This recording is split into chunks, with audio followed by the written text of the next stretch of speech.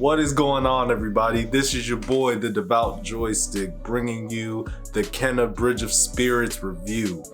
This was a highly requested, highly recommended review that people wanted to see because Kenna Bridge of Spirits was a game that was announced last year and a lot of people were excited for it and waited anxiously to pick this game up. I bring you the latest gaming news, reviews, and walkthroughs of multiple different avenues, and I have the pleasure and the extreme privilege to announce that this game is hot. The moment you start this game, the visuals and the aesthetic and the pacing reminds you something of that from a Pixar production. Ember Labs, Ember Labs, Ember Labs. You guys have done a tremendous job with this game. I am speechless to a fault to even fathom and put everything into words about how beautiful this game looks, plays, and feels for the PS5. Yes, this game is also available on the PS4 and PC. However, I got it first on PS5, and when I played this game, just looking at the box art, first things first, like I said, it looks like something Disney would make. And it looks like that I'm going through a movie such as Moana or any of the Disney princesses. This game stands at the top of what an action adventure and an exploration type of game should feel like and how it should play. It reminds me something of Jak and Daxter type of feel, meets a sort of Sly Cooper type of feel. It gives me the vibe that had Sony bought this studio and made it an exclusive, Kenna could be a mascot up there with Ratchet and Clank, up there with Jak and Daxter, up there with Aloy, God of War. And the beautiful thing about Kenna Bridge of Spirits is that it's not trying to be a game that it's not supposed to be. It's a light-hearted, timid, yet firm type of game. It makes sense when you play Kenna. Kenna is centered around this young girl that is a spirit guide that is trying to save all the lost souls that is in this world, and she's cleaning up this corruption, and she's assisted with these little furry creatures known as rots, and you go through this world trying to use the rots for many manipulative different ways.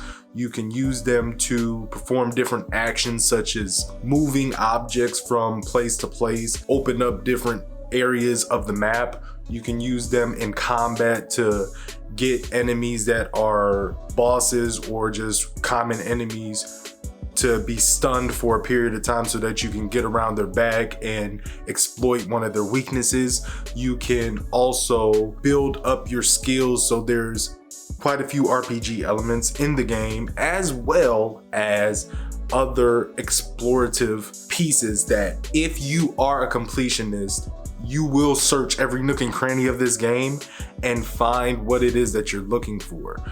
You will find artifacts, you will find memories, you will find the memories have cutscenes depending on what mask you're looking for, and there's so much in this map that I haven't even covered the entire first area of the map yet.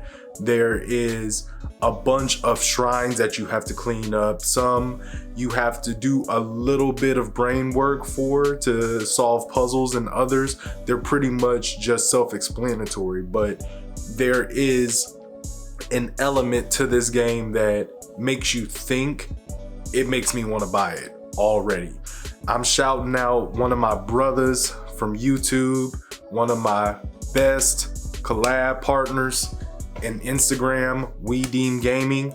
Check him out. He put me on to the fact that Kenna Bridge of Spirits is going to have a physical copy coming out sometime in November. So if you are one of those people like myself that wants to pick up the physical copy if Ember Lab comes with the collectors. Now, I don't know that. You can let me know in the comments below if that is something that has been announced. I haven't done my research on that part. There's very few games that I will buy twice. I will go and pick up a collector's just for the simple fact that this game has put me off my feet in a magnificent way. And I feel that for the price base of $39.99, this is a steal. I would have paid $59.99 for a game that is beautiful as this. Again, I cannot iterate this enough. When you see the combat, when you see the visuals that is on the screen right in front of you that I so graciously put together, you will know that this game is fluid, it is interactive as much as it is exciting. I didn't feel any sense of boredom when I played this game, and it reminds me so much of Jak and Daxter and other games like it.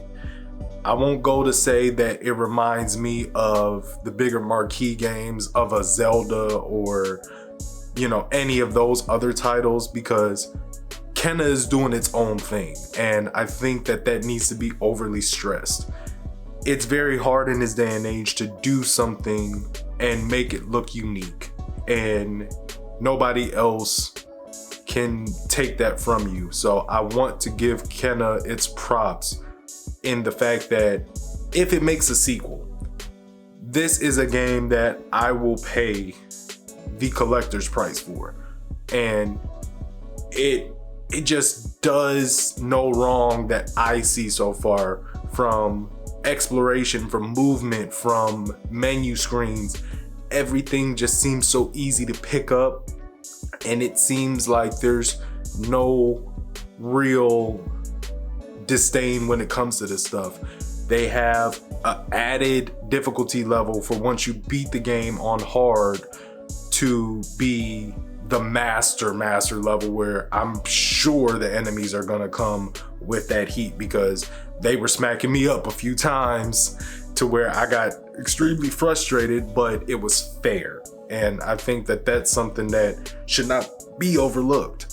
So all in all, this is one of those games that I'm gonna give a solid 9.5. You need to go invest in this game. This is a backlog pusher. Like, I'm balancing this game with Tales of Arise. Please go check out We Deem Gaming, because he is a tech and a review guy of many different elements of gaming, retro gaming, computers, TVs.